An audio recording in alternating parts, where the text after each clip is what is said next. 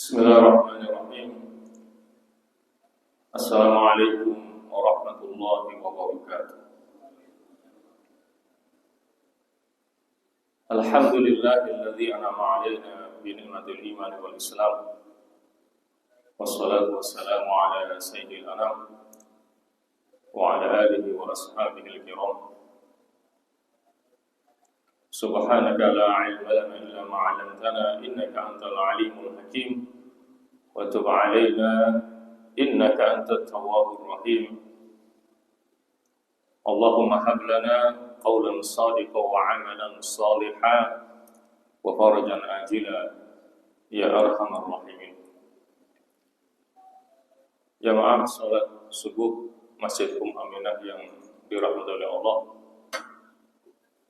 Syukur alhamdulillah, marilah senantiasa kita panjatkan kehadirat Allah Subhanahu wa taala atas limpahan rahmat, taufik serta hidayahnya, juga nikmat kesehatan dan kesempatan, sehingga dengan itu semuanya pada pagi hari ini kita bisa bersama-sama melaksanakan salat subuh berjamaah, kemudian kita teruskan dengan saling nasihat-menasihati dalam kebenaran dan kesabaran.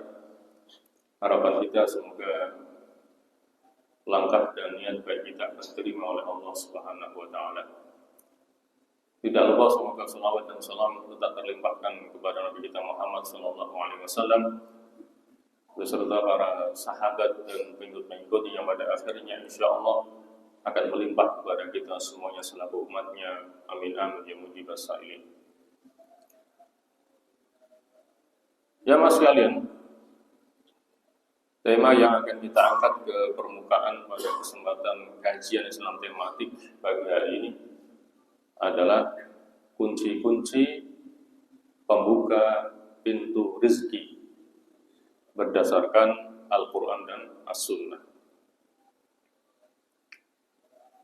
Ya mas sekalian, rezeki itu berasal dari kata Razaqa yarzuqu rizqan.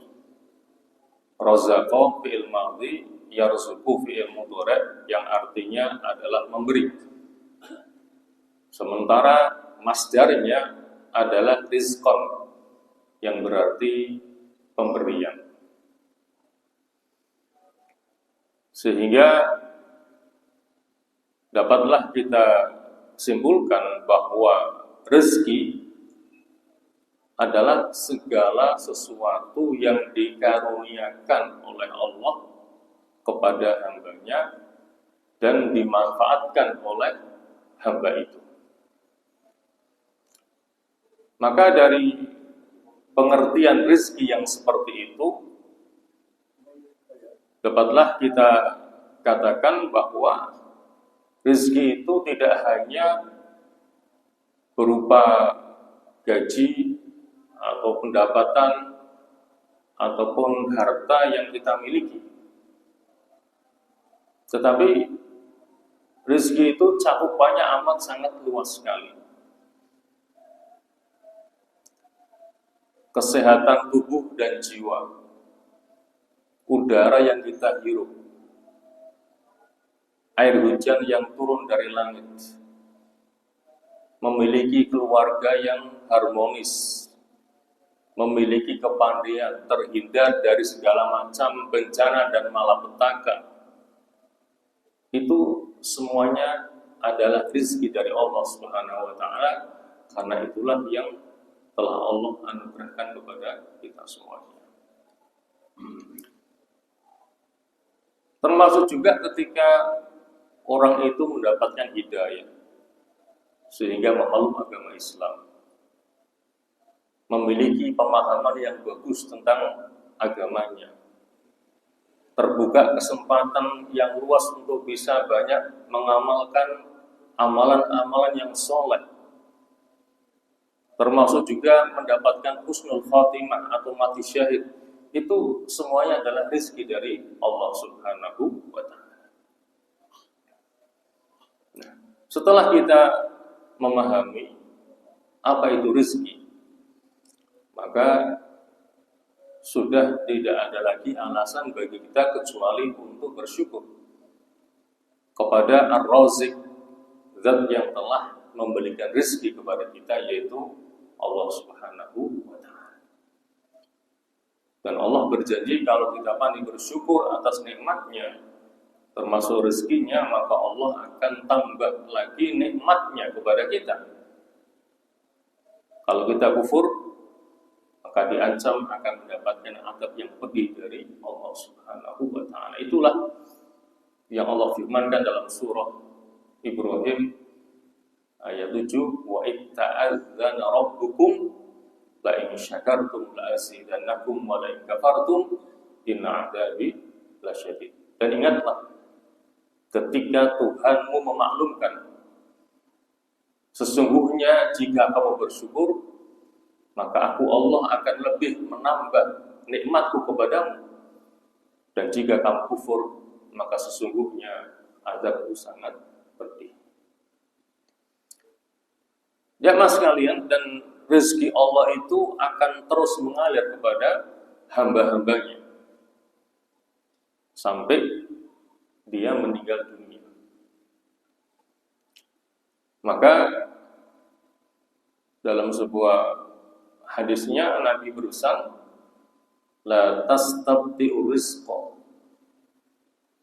fa innahu la yamutal 'abdu hatta yablughahu akhiru rizqin huwa lahu fa ajmilu fi talabi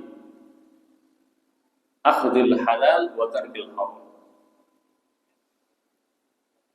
Jangan kalian menganggap bahwa rezekimu itu datangnya terlambat. Karena sesungguhnya seorang hamba tidak akan mati sampai dia mendapatkan jatah rezekinya yang paling terakhir. Jadi kalau seandainya Allah mentakdirkan seseorang itu dari mulai lahir sampai mati, jatah rezekinya 1 miliar misalnya, 1 miliar kurang 1 rupiah, dia belum mati. Sampai genap 1 miliar, baru dia akan meninggal dunia. Maka pesan Rasulullah, fa'ajmilu fit talabi, maka perbaikilah caramu dalam mencari rezeki. Bagaimana caranya? Akhdhil halal wa tarkil haram. Dengan cara mengambil rezeki yang halal dan meninggalkan yang haram. Jamaah sekalian, apabila rezeki itu telah ditetapkan oleh Allah Subhanahu wa ta'ala, mungkin ada pertanyaan, mengapa kita butuh kunci-kunci untuk membuka pintu rezeki itu? Karena memang rezeki itu merupakan salah satu dari 4 hal yang sudah ditetapkan oleh Allah ketika manusia ada dalam kandungan ibunya. Sebagaimana sabda Rasulullah, "Tsumma yursalu ilaihil malak." Kemudian Allah kirimkan kepadanya malaikat. Fayanfukhu fihi ruh. Lalu malaikat meniupkan ruh kepada janin itu. Wa yu'mar bi arba'i kalimatin. Kemudian malaikat itu diperintahkan dengan 4 kalimat. Bikadri rizqihi wa ajalihi wa amalihi wa syaqiyyun aw sa'idun. Akan ditulis, akan ditetapkan pertama tentang rezekinya. Berapa jatah rezeki dia? Wa ajalihi, dan ajalnya. Berapa umur dia? Wa amalihi, dan amalnya. Wa syaqiyyun aw sa'idun, apakah dia termasuk orang yang bahagia ataukah orang yang celaka? Itu semuanya sudah ditetapkan oleh Allah Subhanahu wa ta'ala. Termasuk adalah rezekinya. Kalau rezeki Allah ini sudah ditentukan oleh Allah Subhanahu wa ta'ala, betapa kita harus memiliki kunci-kunci untuk membuka pintu rezeki Allah itu. Jawabannya adalah Karena 4 hal itu termasuk perkara yang gaib. Termasuk rezeki. Kita tidak tahu berapa jatah rezeki kita dari Allah Subhanahu wa taala.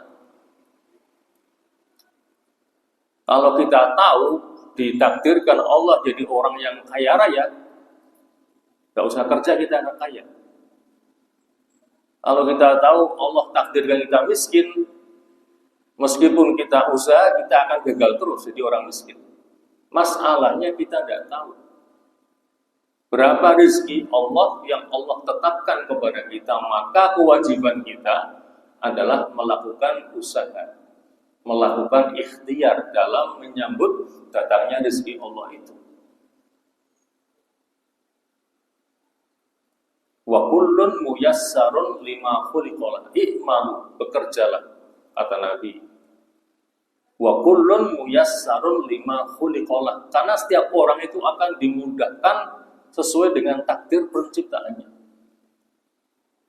Jadi kalau orang itu ditakdirkan jadi orang kaya raya, ya dialah usahanya sukses. Jadilah dia orang kaya. Tetapi kalau ditakdirkan miskin, meskipun usaha terus-menerus sering gagal, sehingga tetap miskin. Tetapi masalahnya kita tidak tahu. Apakah takdir kita kaya ataukah miskin, kita tidak tahu. Atas dasar ketidaktahuan itulah, maka kewajiban kita adalah melakukan usaha yang terbaik dalam menyambut datangnya rezeki Allah. Adapun hasil daripada usaha kita serahkan kepada Allah Subhanahu wa ta'ala. Dengan disertai keyakinan bahwa al-khairu khairatullah. Yang terbaik itu adalah pilihan Allah, bukan pilihan kita. Itu yang harus kita yakini. Yang terbaik itu adalah pilihan Allah, bukan pilihan kita. Kalau pilihan Allah pas terbaik. Tapi kalau pilihan kita belum tentu baik menurut Allah Subhanahu wa ta'ala. Kalau Allah menentukan si A kaya, itulah pilihan Allah terbaik buat dia. Sementara ketika Allah menentukan si B miskin, itulah pilihan terbaik dari Allah untuk si B. Dan si B tidak boleh protes, karena itu adalah ketentuan dari Allah Subhanahu wa ta'ala. Jadi karena rezeki itu telah ditentukan oleh Allah, dan kita tidak tahu bagaimana ketentuan Allah atas rezeki kita, maka kewajiban kita adalah melakukan usaha ikhtiar yang terbaik. Semoga usaha kita akan sesuai dengan apa yang Allah takdirkan untuk diri kita. Jamaah sekalian, pada kesempatan ini akan kita coba sampaikan 10 kunci yang bisa membuka pintu rezeki dari Allah Subhanahu wa ta'ala. Kunci yang pertama adalah istighfar dan taubat. Dengan banyak istighfar dan bertobat kepada Allah, itu akan memudahkan kita mendapatkan rezeki dari Allah Subhanahu wa ta'ala. Inilah yang dipesankan oleh Allah Subhanahu wa ta'ala dalam surah Nuh ayat 10-12. Faqultu astaghfiru rabbakum innahu kana ghaffara yursilis samaa'a 'alaikum midrara wa yumditkum bi amwali wa banina wa yaj'al lakum jannatin wa yaj'al lakum anhara. Fakultu, maka aku Nuh mengatakan, istaghfiru rabbakum. Hendaknya kalian memohon ampun kepada Allah. Innahu kana ghaffar. Sesungguhnya Allah itu Maha Pengampun. Kalau kalian banyak beristighfar, taubat kepada Allah, maka yursilis samaa'a 'alaikum midrara. Maka Allah akan menurunkan hujan yang deras dari langit. Maka ini menunjukkan bahwa hujan itu adalah rezeki dari Allah Subhanahu wa taala. Dengan hujan maka tanah jadi subur. Ketika tanah subur maka akan menumbuhkan berbagai macam tanaman dan pepohonan, dan itu adalah rezeki bagi manusia. Kemudian wa yumditkum bi amwali wa banina. Dan Allah akan memperbanyak harta dan anak-anakmu. Maka ini menunjukkan bahwa harta dan anak juga merupakan rezeki dari Allah Subhanahu wa taala. Kemudian wa yaj'al lakum jannat. Dan Allah akan mengadakan untukmu jannat, taman-taman atau kebun-kebun, wa yaj'al lakum anhara, dan Allah akan mengadakan untukmu sungai-sungai. Maka taman, kebun, dan sungai-sungai itu semuanya adalah rezeki dari Allah Subhanahu wa taala yang semuanya bisa kita dapatkan dengan memperbanyak istighfar dan taubat kepada Allah Subhanahu wa taala. Nah, yang perlu kita pahami bersama terkait dengan istighfar dan taubat ini, tentunya istighfar tidak hanya sebatas mengucapkan lafaz istighfar saja, seperti astaghfirullahaladzim atau astaghfirullah wa atubu ilaih. Tetapi di samping diucapkan lewat lisan, maka harus diyakini lewat hati.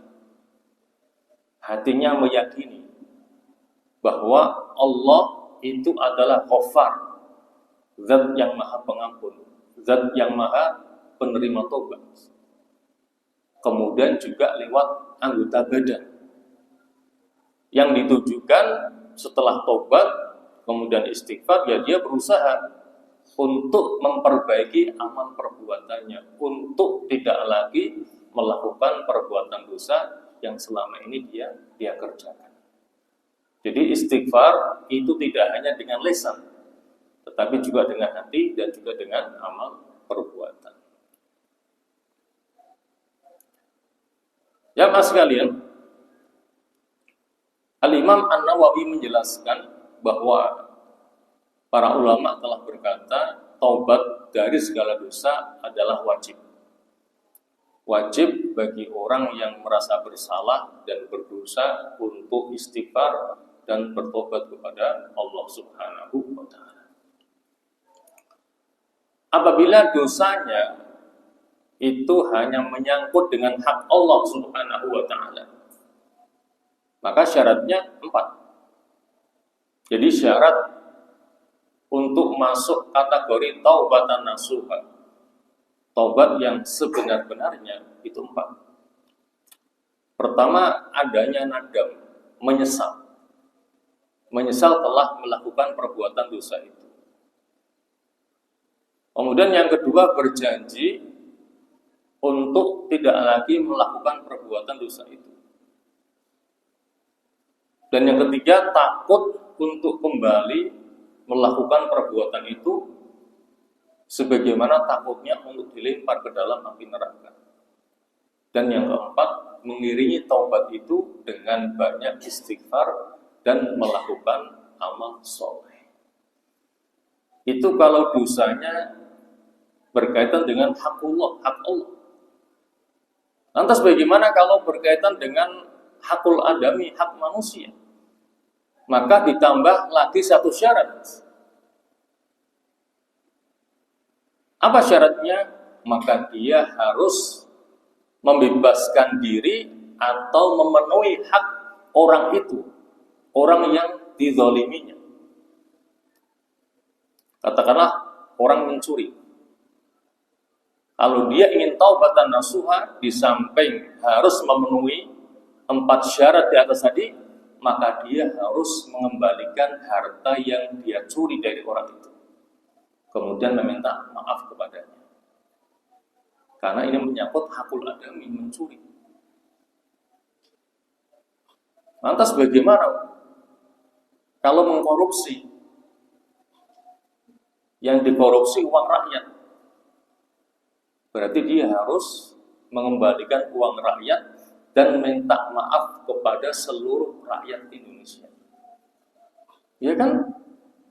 Karena yang dikorupsi uang seluruh rakyat Indonesia. Jadi tidak main-main itu, dosanya koruptor itu. Bagaimana kalau rakyatnya tidak memaafkan, tidak diampuni oleh Allah SWT? Karena itu menyangkut hakul adami. Mencuri, menyakiti orang lain termasuk mengkorupsi. Jadi itulah syarat yang pertama atau pintu atau kunci pertama adalah dengan memperbanyak istighfar dan tobat kepada Allah Subhanahu wa taala. Kemudian kunci yang kedua adalah dengan bertakwa kepada Allah Subhanahu wa taala. Dalam hal ini Allah berfirman dalam surah At-Talaq ayat 2 dan 3, "Wa may yattaqillaha yaj'al lahu makhraja wa yarzuqhu min haitsu la yahtasib." Wa may yattaqillaha, dan barang siapa yang bertakwa kepada Allah, yaj'al lahu makhraja, maka Allah akan jadikan untuknya makhraja, jalan keluar. Allah akan berikan kepadanya solusi dari segala masalah yang dihadapinya. Kemudian wa yarzuqhu min haitsu la yahtasib, dan Allah akan memberikan kepadanya rizki dari arah yang tidak diduga-duga, tanpa disangka-sangka dia mendapatkan limpahan rezeki dari Allah Subhanahu wa taala. Terkait dengan ayat di atas, maka Al-Hafidz Ibnu Katsir mengatakan dalam tafsirnya, maknanya adalah barang siapa yang bertakwa kepada Allah dengan melakukan apa yang diperintahkannya dan meninggalkan apa yang dilarangnya. Karena memang definisi takwa adalah imtitsalu awamirillah wajtinabu nawahi, melaksanakan perintah-perintah Allah dan meninggalkan larangan-larangannya. Maka niscaya Allah akan memberinya jalan keluar, solusi dari berbagai macam masalah yang dihadapinya, serta rezeki dari arah yang tidak disangka-sangka, yakni dari arah yang tidak pernah terlintas dalam benaknya. Dan ini bisa kita buktikan dalam kehidupan orang-orang yang takwa, orang-orang yang soleh. Mereka tidak kelihatan ngoyo cari uang, tetapi rezeki itu sepertinya datang sendiri kepadanya, karena dia bertakwa kepada Allah Subhanahu wa taala, sehingga Allah banyak memberikan kepadanya rezeki dari arah yang tidak disangka-sangka. Jamaah sekalian, kemudian kunci yang ketiga adalah dengan bertawakal kepada Allah Subhanahu wa taala. Artinya berserah diri kepada Allah setelah melakukan usaha yang paling maksimal. Kalau pasrah gonggoan kepada Allah, berserah diri tanpa adanya usaha, itu namanya tawakul. Beda antara tawakal dengan tawakul. Tawakal atau tawakul itu berserah diri kepada Allah setelah sebelumnya dia melakukan ikhtiar dan usaha yang maksimal. Sementara tawakul itu pasrah gonggoan kepada Allah, berserah diri tapi tidak mau usaha, itu namanya tawakul. Nah, di sini perintah adalah bertawakal kepada Allah Subhanahu wa taala. Dalam surah At-Talaq ayat 3 Allah berfirman, "Wa may yatawakkal 'ala Allah fa huwa hasbuh. Innallaha balighu amri qad ja'ala Allahu likulli syai'in qadra." Dan barang siapa yang bertawakal kepada Allah, maka dia Allah akan mencukupi kebutuhannya. Kebutuhannya akan dicukupi oleh Allah Subhanahu wa taala. Innallaha balighu amri. Sesungguhnya Allah melaksanakan segala urusannya. Qad ja'alallahu likulli syai'in qadra, dan Allah telah menjadikan ukuran bagi tiap-tiap segala sesuatunya. Terkait dengan masalah tawakal, banyak definisi yang diberikan oleh sebagian para ulama. Di antaranya kata Al-Imam Al-Ghazali,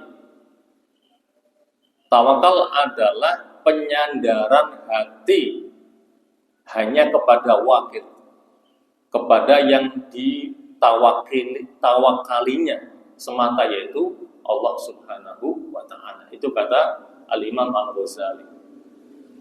Menyandarkan hati hanya kepada wakil yang ditawakalinya semata-mata, yaitu Allah Subhanahu wa Ta'ala. Sementara Al-Allamah Al-Manawi mengatakan tawakal adalah menampakkan kelemahan serta penyadaran diri kepada yang ditawakalinya. Jadi orang yang bertawakal tidak boleh sombong. Dia harus menunjukkan akan kelemahan dirinya di hadapan Allah Subhanahu wa Ta'ala. Bagaimana dia tawakal tapi sombong di hadapan Allah? Maka tawakal didefinisikan dengan menampakkan kelemahan dirinya kepada Allah, kemudian menyandarkan dirinya kepada Allah Subhanahu wa Ta'ala. Terkait dengan tawakal ini, Rasulullah SAW bersabda dalam sebuah hadisnya, yang intinya barangkali kita ini perlu mencontoh bagaimana tawakal yang ditujukan oleh burung. Kita perlu belajar dari burung dalam masalah tawakal ini. Sabda Rasulullah, "Lau annakum tawakkaltum 'ala Allah, la razaqakumullah kama yarzuqut tayra taghdu himasan wa taruhu bitana." Jika seandainya kalian betul-betul bertawakal kepada Allah, maka Allah akan memberikan kepadamu rezeki sebagaimana Allah memberikan rezeki kepada burung. Bagaimana Allah memberikan rezeki kepada burung? Taghdu himasan wa taruhu bitana. Burung pagi-pagi keluar dari sarangnya dalam keadaan perut kosong. Sore hari kembali ke sarangnya dalam keadaan perut kenyang, sehingga bisa memberikan makanan kepada anak-anak yang ditinggalkan di sarangnya. Burung itu kebutuhannya hanya makan. Tetapi seandainya burung itu tidak mau keluar dari sarangnya, tidak mau usaha, tidak mau ikhtiar, maka burung akan mati kelaparan di sarangnya. Padahal kebutuhannya cuma satu, makan tok. Lantas bagaimana dengan manusia yang kebutuhannya seabrek? Ada yang primer, ada yang sekunder, ada yang tersier. Tanpa adanya usaha dan ikhtiar, maka seseorang tidak akan bisa memenuhi apa yang menjadi kebutuhan hidupnya. Maka di sini kita perlu belajar dari burung. Kebutuhannya cuma makan, tetapi usahanya maksimal. Karena kalau ada usaha, maka burung akan mati kelaparan di sarangnya. Maka seharusnya usaha kita harus melebihi usahanya burung dalam menggapai datangnya rezeki dari Allah Subhanahu wa Ta'ala. Ya mas sekalian, kunci yang keempat adalah beribadah kepada Allah Subhanahu wa Ta'ala dengan sepenuhnya. Artinya totalitas. Totalitas dalam beribadah kepada Allah Subhanahu wa Ta'ala. Dalam hal ini, Rasulullah bersabda dalam sebuah hadisnya, Allah Subhanahu wa Ta'ala berfirman dalam hadis qudsinya, Innallaha ta'ala yaqul, sesungguhnya Allah Ta'ala berfirman, Yabna Adam, tafarraq li'ibadati, amla sadraka ghina, wa asudda faqraka, wa illa taf'al mala'tu yadaka syughlan walam asudda faqraka. Kata Allah dalam hadis qudsinya, Ya ibna Adam, wahai anak Adam, tafarraq li ibadati, beribadahlah sepenuhnya kepadaku. Jadi kita suruh totalitas dalam beribadah kepada Allah. Kalau kita totalitas dalam beribadah kepada Allah, kata Allah, amla sadraka ghina, aku akan penuhi dadamu dengan kekayaan. Dan itulah kekayaan yang sesungguhnya, yaitu ketika orang punya sifat qanaah, nerimo dengan apa yang telah digariskan oleh Allah Subhanahu wa Ta'ala. Kita akan diberikan sifat qanaah. Dan dikatakan al-qanaatu kanzun la yafna, bahwa sifat qanaah itu adalah harta kekayaan yang tidak akan pernah punah, yang tidak akan pernah sirna.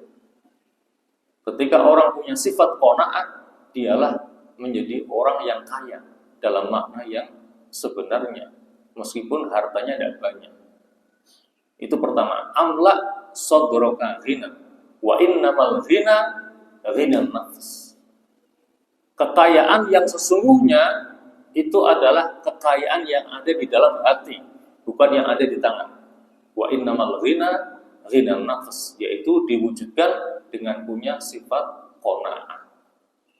Kemudian wa asudda faqraka, maka aku akan penuhi apa yang menjadi kebutuhan. Itu kalau seseorang mau totalitas dalam beribadah kepada Allah Subhanahu wa Ta'ala, Allah akan berikan kepadanya sifat qanaah dan Allah akan penuhi semua kebutuhannya. Wa illam taf'al, dan jika kamu tidak melakukannya, tidak beribadah sepenuhnya kepada Allah, maka mala'tu yadaka syughlan, aku penuhi tanganmu dengan kesibukan. Sibuk tapi tidak menghasilkan apa-apa. Kelihatan sibuk tapi tidak menghasilkan apa-apa. Walam asudda faqrak, dan aku tidak akan penuhi apa yang menjadi kebutuhan. Itu berarti ancaman ketika orang tidak mau sepenuhnya beribadah kepada Allah Subhanahu wa Ta'ala.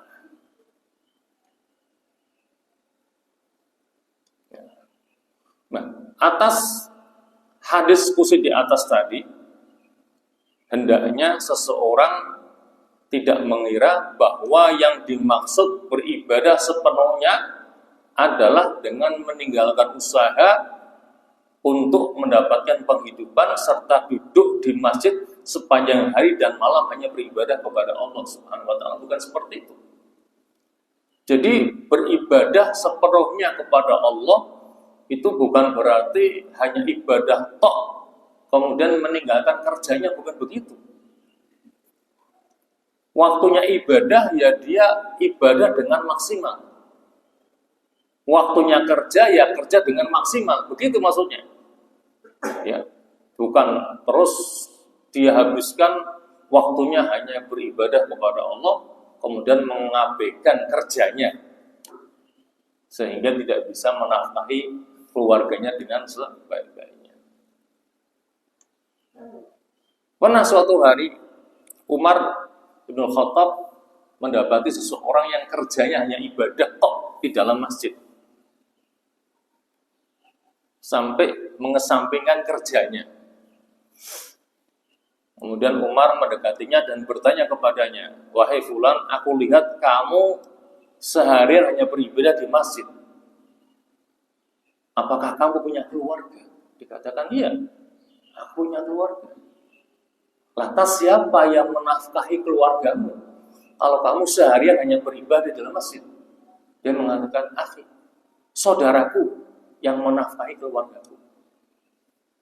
Maka Umar mengatakan, akhuka a'badu minka. Kalau begitu, saudaramu lebih baik ibadahnya daripada kamu.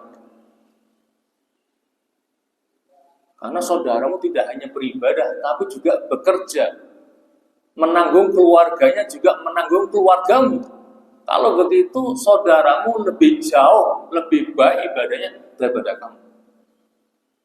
Akhirnya Umar mengusir orang tadi keluar dari masjid untuk bekerja sambil mengatakan innas samaa la tumtiru dhahaba. Sesungguhnya langit tidak akan menurunkan hujan emas. Kalau pengen dapat emas, dapat uang bukan di masjid, dengan cara bekerja. Jadi artinya tafarruq li ibadati, melakukan ibadah dengan totalitas, nah itu pada waktunya ibadah. Waktunya ibadah ya ibadah dengan maksimal, waktunya kerja juga kerja dengan maksimal. Sehingga dua-duanya dapat, dunia dapat, akhirat juga dapat. Itu yang perlu dipahami. Jamaah sekalian, kemudian kunci yang kelima adalah melanjutkan haji dengan umroh atau sebaliknya. Sebaliknya berarti haji dulu, umroh dulu baru haji. Ya, tergantung hajinya apa. Apakah tamattu, apakah ifrad. Kalau tamattu ya berarti umroh dulu baru haji, kan begitu.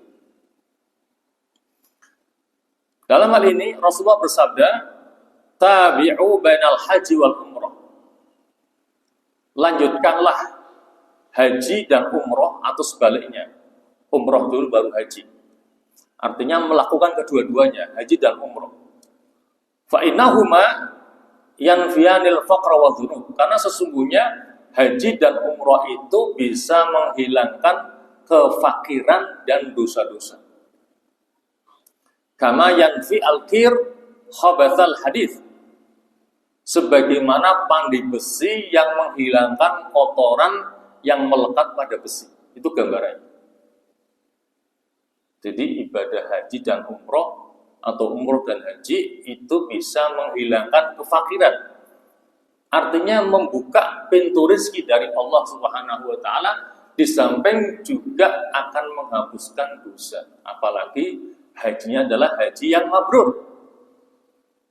Karena haji mabrur tidak akan mendapatkan balasan ilal jannah kecuali surga. Itu kalau hajinya mabrur.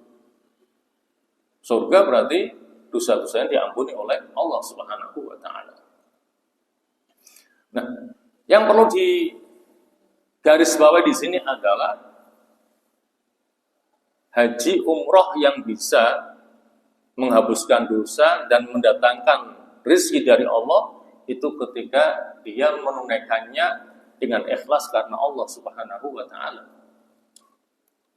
Bukan merasa bangga dikatakan dia telah berumroh atau menyandang gelar sebagai Pak Haji atau Ibnu Hajjah. Itu berarti tidak ikhlas hajinya. Jadi hajinya betul-betul karena Allah Subhanahu wa taala. Kemudian mengikuti apa yang dicontohkan oleh Rasulullah dalam praktek haji dan umrohnya. Karena itulah dua syarat diterimanya amal ibadah. Yang pertama ikhlas, yang kedua adalah benar. Benar artinya sesuai dengan yang dicontohkan oleh Rasulullah SAW. Itulah yang dikatakan oleh Al-Fudail bin Iyad ketika beliau menjelaskan surah Al-Mulk ayat 2. Alladzi khalaqal mauta wal hayata liyabluwakum ayyukum ahsanu amalan. Yang menjadikan mati dan hidup untuk mengujimu. Siapakah di antara kamu yang paling baik amalnya? Amal yang baik yang akan diterima oleh Allah ketika memenuhi dua syarat. Pertama, ikhlas. Dia melaksanakannya betul-betul karena Allah. Dan yang kedua adalah shawab. Shawab artinya benar. Benar artinya amal ibadahnya sesuai dengan yang dicontohkan oleh Rasulullah SAW. Karena Nabi berusaha, man amila amalan laisa alai amruna fahuwa raddud. Barang siapa yang melakukan satu amalan yang tidak ada perintahnya dari kami, fahuwa raddud, maka akan tertolak, tidak diterima oleh Allah Subhanahu wa taala. Ya mas sekalian, Kunci yang keenam adalah melakukan silaturahim. Dalam hal ini Rasulullah bersabda dalam sebuah hadisnya, "Man sarrahu an yubassata lahu fi rizqihi wa an yunsa'alahu fi atharihi falyasil rahimah."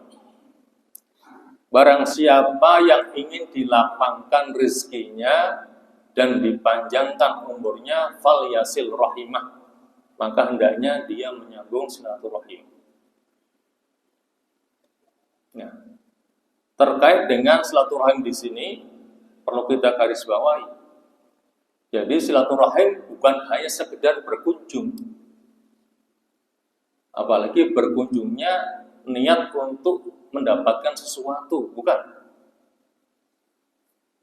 Maka Al-Mulla Ali Al-Qari mengatakan, jadi ungkapan falyasil rahimah, maka hendaknya dia menyambung silaturahmi, itu merupakan sebuah kinayah, sebuah sindiran, sebuah ungkapan yang diwujudkan dengan cara apa? Dengan berbuat baik kepada kerabatnya. Jadi bukan hanya berkunjung kepada kerabatnya, toh enggak seperti itu. Apalagi berkunjung niatnya ingin mendapatkan sesuatu. Jadi makna menyambung silaturahim itu adalah berbuat baik kepada kerabat, baik dari garis keturunan maupun perkawinan. Kemudian berlemah lembut kepada mereka, mengasihi mereka, serta menjaga keadaan mereka. Jadi kalau melihat kerabatnya perlu dibantu, dia bisa ya bantu. Dengan apa yang dia bisa. Apakah dengan harta, apakah dengan tenaga, apakah dengan pikiran. Itu yang perlu kita garis bawahi tentang makna silaturahim. Jadi bukan hanya sekedar berkunjung semata-mata, bukan, tetapi memperhatikan keadaan kerabatnya dan berbuat baik kepada mereka yang butuh pertolongan, ya ditolong sesuai dengan kemampuan kita. Itu makna silaturahim. Kemudian yang ketujuh, kunci yang ketujuh adalah berinfak dan bersedekah.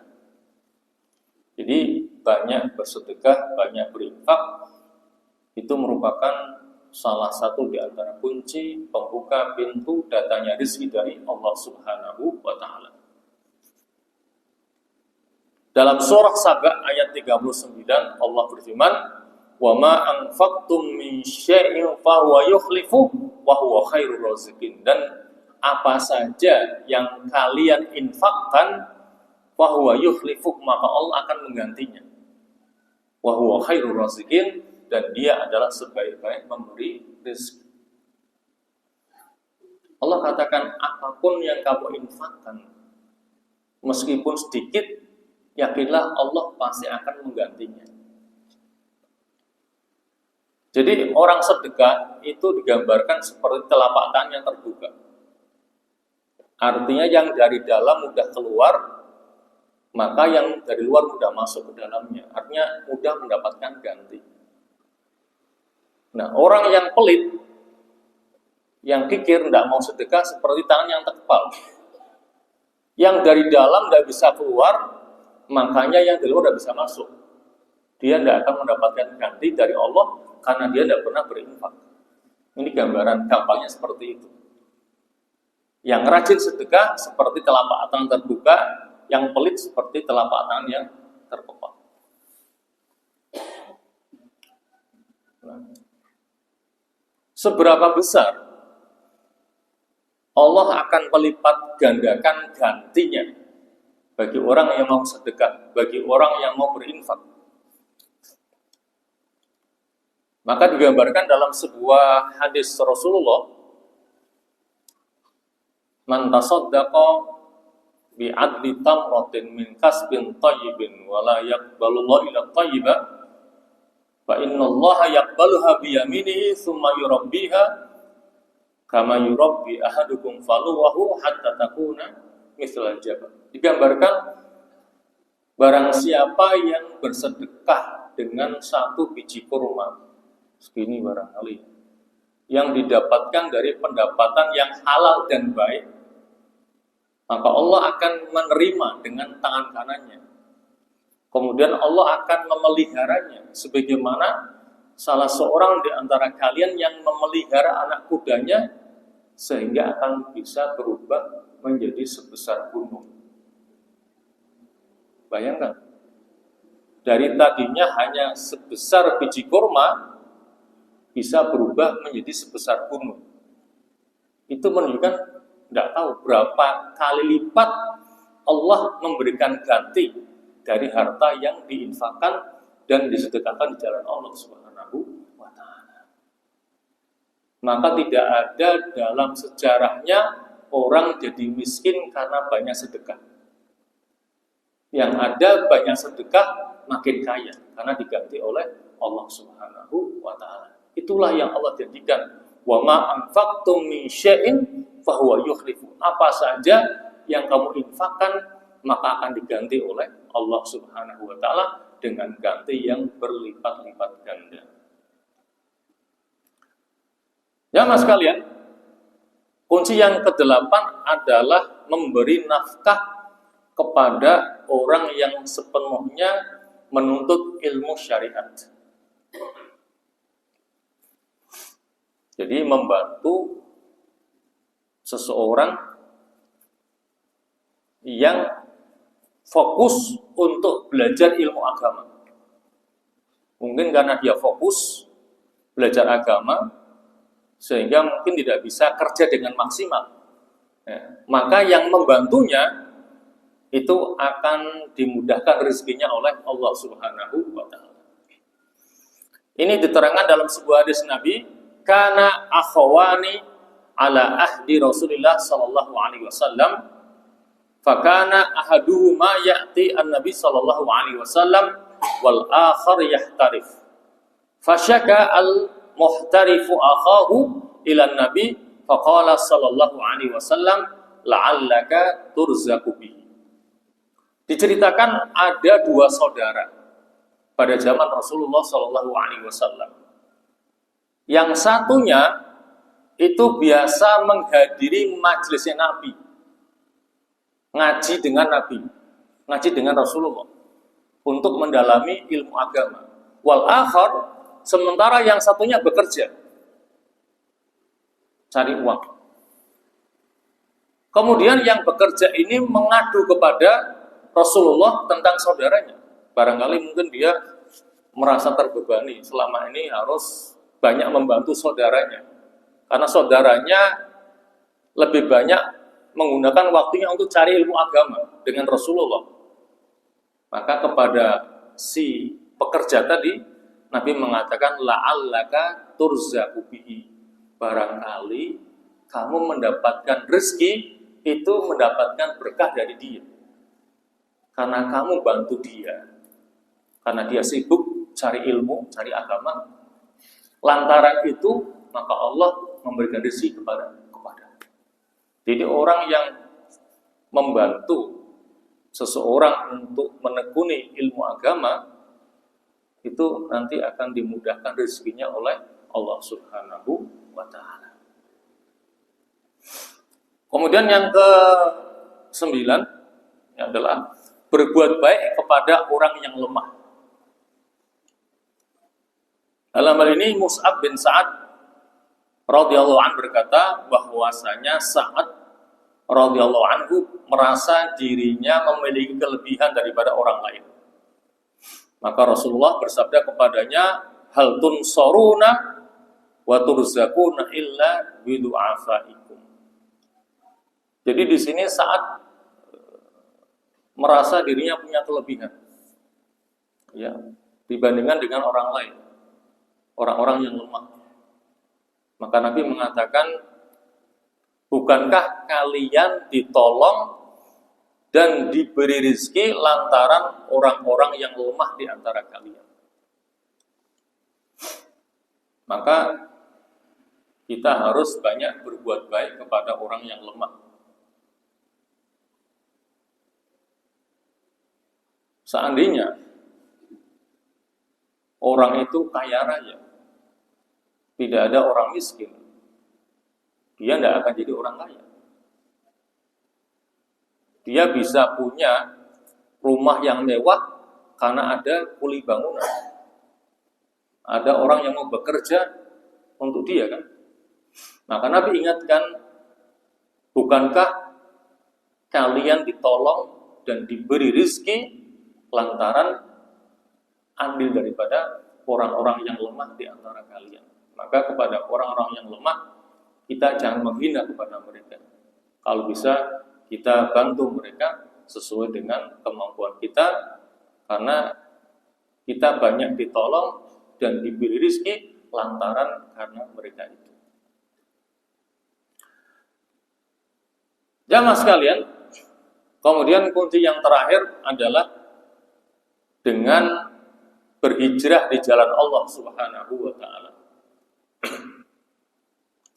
Dalam hal ini Allah berfirman dalam surah An-Nisa ayat 10, "Wa yuhajir fi sabilillah yajid fil ardi muraghaman katsiran wa sa'a." Dan barang siapa yang berhijrah di jalan Allah, maka dia akan dapati bumi ini adalah tempat yang luas untuk berhijrah dan rezeki yang banyak. Dan inilah yang telah dibuktikan oleh sahabat Rasulullah, yaitu Abdurrahman bin Auf. Kita tahu ketika Abdurrahman hijrah dari Mekah ke Madinah, maka semua harta kekayaannya ditinggal di Mekah. Dia hijrah hanya dengan pakaian yang melekat di tubuhnya. Sampai di Madinah dia jadi orang yang miskin. Akhirnya dia dipersaudarakan dengan orang Ansor, yaitu salah seorang dari Ansor, ya, namanya lupa, ya, dipersaudarakan, ya. Akhirnya setelah mereka bersaudara, maka saudara angkatnya, yaitu Sa'ad namanya, berkata kepada Abdurrahman, "Wahai Abdurrahman, kita sekarang sudah bersaudara." Ya, Sa'ad ibnu Rabi namanya, Sa'ad ibnu Rabi, saudara angkatnya namanya Sa'ad ibnu Rabi. Karena kita sudah bersaudara, kebetulan saya ini orang yang kaya raya, maka semua hartaku saya bagi dua, separuh untuk kamu dan separuh untukku. Bayangkan, ini tidak ada hubungan nasab, cuman keduanya dipersaudarakan atas dasar iman oleh Rasulullah. Maka saudara angkatnya Sa'ad bin Rabi siap membagi harta kekayaannya seluruhnya dibagi dua, separuh untuk saudara angkatnya Abdurrahman dan separuh untuk dirinya. Kemudian lebih gila lagi dia mengatakan, "Saya punya istri lebih dari satu. Silahkan kamu lihat siapa yang memikat hatimu. Nanti akan saya ceraikan. Setelah habis masa idahnya, silahkan Anda nikahi." Bayangkan, siap berbagi istri.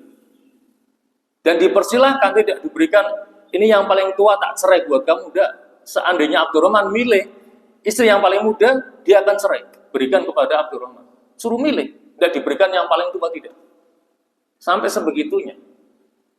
Tetapi Abdurrahman bukanlah orang yang gila harta dan bukan gila wanita. Dia katakan, "Terima kasih atas semua kebaikan Anda. Semoga Allah memberkahi harta dan keluarga Anda. Aku tidak butuh semua itu. Yang aku butuhkan, tolong tunjukkan kepadaku di manakah pasar di kota Madinah. Aku akan berusaha di pasar itu." Akhirnya ditunjukkan oleh Sa'ad pasar yang ada di kota Madinah. Dan itu pasar yang menguasai adalah orang-orang Yahudi. Sehari bekerja di pasar itu, tidak pakai modal sama sekali, tidak kenal siapa-siapa. Sore hari Abdurrahman pulang bisa membawa 1 karung gandum. Karena beliau seorang bisnismen lah, ahli berbisnis. Bayangkan tidak kenal siapa-siapa, tidak punya pakai modal, pulang bisa bawa sekarung gandum. Beberapa hari tidak ketemu dengan Rasulullah, akhirnya ketemu, ditanya, wahai Abdurrahman, sudahkah kamu punya pekerjaan? Jawabannya bukan sudah atau belum. Jawabannya apa? Wahai Rasulullah, saya sudah menikah, bayangkan. Kalau sudah menikah berarti sudah mapan. Mungkin sudah punya rumah, sudah punya penghasilan yang tetap kan.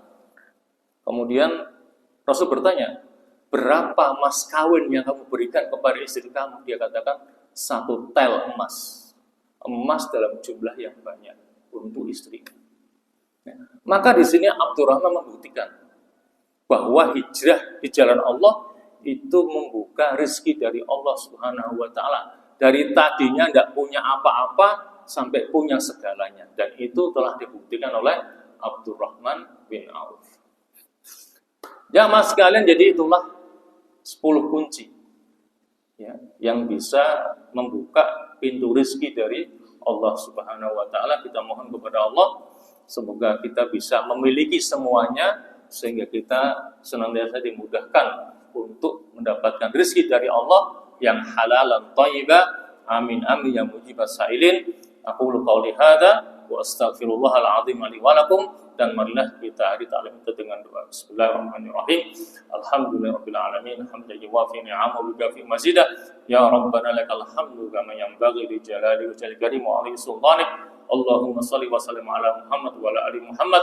Allahumma la dada' lana fi maqamina hadza dhanban illa ghafarta wa la hamman illa farajta wa la karban illa nafasta wa la maridan illa syafaita wa la danan illa qadaita wa la mu'siran illa yasarta wa la dhalan illa hadaita wa la ghaiban illa radatta wa la hajatan min hawaij dunya illa karida wa lana fiha salat illa antana ala qada'iha wa yassartaha lana برحمتك يا أرحم الراحمين. اللهم اجعل اجتماعنا هذا اجتماعا مرحوما واجعل تفرقنا بعده تفرقا معصوما ولا تجعل فينا ولا معنا شقيا ولا محروما.